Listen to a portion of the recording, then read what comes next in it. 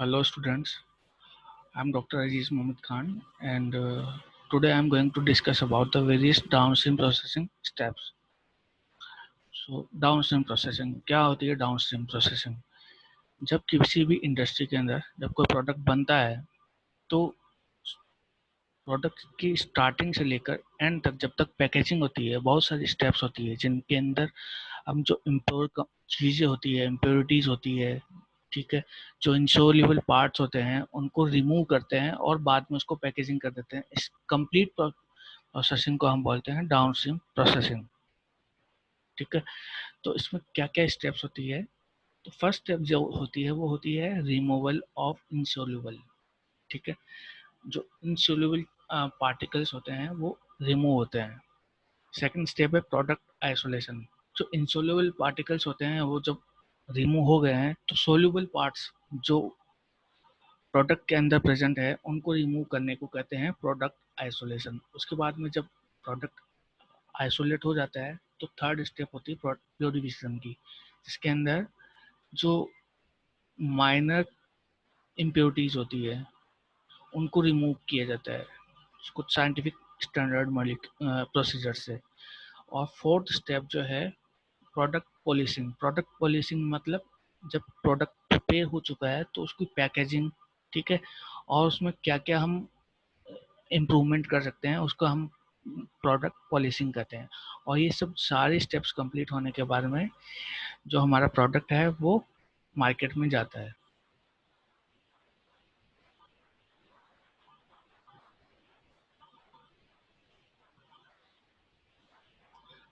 First step के बारे में हम डिस्कस करेंगे रिमूवल ऑफ इंसोल्यूबल्स। तो जो इंसोल्यूबल होते हैं वो आसानी से रिमूव किए जा सकते हैं क्योंकि ये लिक्विड भी हो सकते हैं और सॉलिड भी हो सकते हैं। तो इनमें क्या क्या टेक्निक्स होती है? फिल्ट्रेशन होता है, सेंट्रीफ्यूगेशन होता है, सेडिमेंटेशन होता है, फ्लैकुलेशन होता है और ग्रेविटी सेटलिंग भी होती है। ठीक है, तो फर्स्ट इसमें जो होता है वो होता है फिल्ट्रेशन। फिल्ट्रेशन क्या होता है कि एक मेम्ब्रेन होती है, ठीक है, उसके थ्रू जो अपना पार्टिकल्स होते हैं, जो प्रोडक्ट होता है उसको पास किया जाता है जिससे वो फिल्टर हो जाता है।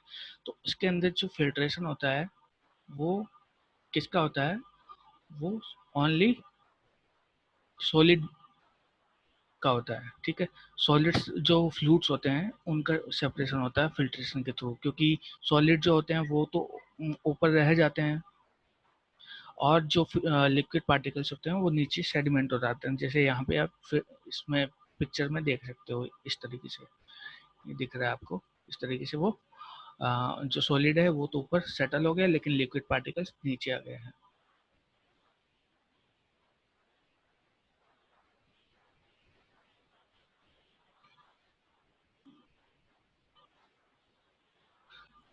तो इसके अंदर जो सेपरेशन होता है वो उम, इसको हम सेपरेशन को केक फिल्ट्रेशन भी कह सकते हैं, क्योंकि इसमें कुछ लेयर बन जाती है। जो सॉलिड पार्टिकल्स होते हैं जो उम, एक साथ जब मैच होते हैं तो वो एक केक की फॉर्म में अ, रहते हैं, तो इसको हम केक फिल्ट्रेशन भी कह सकते हैं। सेकंड जो फिल्ट्रेशन टेक्निक है, सेकंड जो टेक्निक है वो है सेंट्रीफ्यूगेशन। सेंट्रीफ्यूगेशन में क्या होता है कि जो इम्प्योरिटीज होती है उनको साइज के बेसिस पे सेपरेट किया जाता है। इसमें एक इंस्ट्रूमेंट होता है सेंट्रीफ्यूज। ठीक है, सेंट्रीफ्यूज क्या करता है? ग्रेविटेशनल फोर्स के बेसिस पे मॉलिक्यूल्स को सेपरेट करता है। जो जिनकी साइज ज़्यादा होती है वो नीचे सेडिमेंट हो जाते हैं और जिनकी साइज कम होती है वो ऊपर रहते हैं। तो जिसकी साइज ज़्यादा होती है तो वो नीचे सेटल हो जाएगा, तो ऊपर जो पार्ट बचेगा वो हमारा प्रोडक्ट्स होंगे और इम्प्योरिटीज नीचे जम जाएगी। ठीक है, तो इसके बेसिस पे हम सेपरेशन कर सकते हैं। और इसके अंदर जो सेपरेशन होता है वो क्या साइज होती है उनकी? 100 माइक्रोमीटर से लेकर 0.1 माइक्रोमीटर के बीच में जो पार्टिकल्स होते हैं उनका सेपरेशन सेंट्रीफ्यूगेशन के थ्रू होता है। और उसमें साइज, डेंसिटी और विस्कोसिटी मैटर करती है सेपरेशन के लिए। जिसकी साइज ज़्यादा होगी, जिसकी डेंसिटी ज़्यादा होती है, ठीक है।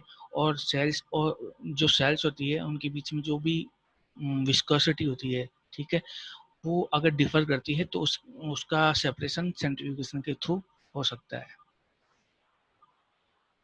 सेडिमेंटेशन भी सेंट्रीफ्यूगेशन की तरह एक टेक्निक होती है जिसमें सेडिमेंट होके मॉलिक्यूल्स को सेपरेट किया जाता है। डिफरेंस इतना है कि सेडिमेंटेशन के अंदर जो साइज होती है, जो पार्टिकल्स की जो साइज होती है, किसी इम्प्योरिटीज की जो साइज होती है वो 100 माइक्रोमीटर से ज़्यादा होती है, तब उसका सेडिमेंटेशन टेक्निक से उसका सेपरेशन किया जाता है। ठीक है। और ये एक स्लो प्रोसेस होती है जिसमें 3 घंटे के आसपास लगते हैं, या 3 घंटे से ज़्यादा भी लग सकते हैं। ठीक है। तो ये एक लंबी प्रोसेस है जिसमें सिर्फ और सिर्फ जो पार्टिकल्स होते हैं जिनकी साइज 100 माइक्रोमीटर से ज़्यादा होती है उनको सेपरेट किया जाता है। नेक्स्ट स्टेप यह है फ्लोकुलेशन। फ्लोकुलेशन क्या होता है कि इसके अंदर जो पार्टिकल का जो सेपरेशन होता है वो फ्लोक्स के फॉर्म में होता है। फ्लोक्स मीन्स जब इसमें जो पार्टिकल्स होते हैं वो इलेक्ट्रोस्टैटिक फोर्स प्रोवाइड करते हैं जिसके बाद में उनको फ्लोक्स बन जाते हैं। तो इसमें जो साइज जिनका सेपरेशन होता है, जो पार्टिकल्स 0.1 माइक्रोमीटर साइज के होते हैं, ठीक है, उनका सेपरेशन होता है फ्लोकुलेशन के थ्रू। और इसके अंदर कैसे सेपरेशन होता है कि सबसे पहले तो पार्टिकल्स जो होते हैं वो उनको इलेक्ट्रोस्टैटिक चार्ज प्रोवाइड किया जाता है। जब उनको कंटिन्यूसली इलेक्ट्रोस्टैटिक चार्ज प्रोवाइड किया जाता है, जब लास्ट में जब उसको न्यूट्रलाइज कर देते हैं, न्यूट्रलाइज करने के बाद में जो पार्टिकल्स होंगे, जो इनसोल्यूबल पार्टिकल्स होंगे, वो एक साथ आते हैं और एक दूसरे के साथ में कोलाइड बना देते हैं। ठीक है, कंबाइन हो जाते हैं और एक कोलाइड बना देते हैं। ये कोलाइड क्या कहलाती है? फ्लॉक्स कहलाती है, फ्लेक्स कहलाती है। ये जब फ्लेक्स हो जाती है तो इनकी साइज बढ़ जाती है, ठीक है, लार्ज हो जाती है और हैवी भी बन जाते हैं। और दूसरी टेक्निक जैसे सेंट्रीफ्यूगेशन, फिल्ट्रेशन, उनके कंबाइन मेथड कॉम्बिनेशन के बाद में ये जो फ्लॉक्स है, ये फ्लेक्स होते हैं, उनको हम सेपरेट कर लेते हैं। तो आज हमने ये इनसोल्यूबल पार्टिकल्स का सेपरेशन किया है। हमारी नेक्स्ट लेक्चर में हम आइसोलेशन ऑफ प्रोडक्ट के बारे में डिस्कस करेंगे। ठीक है।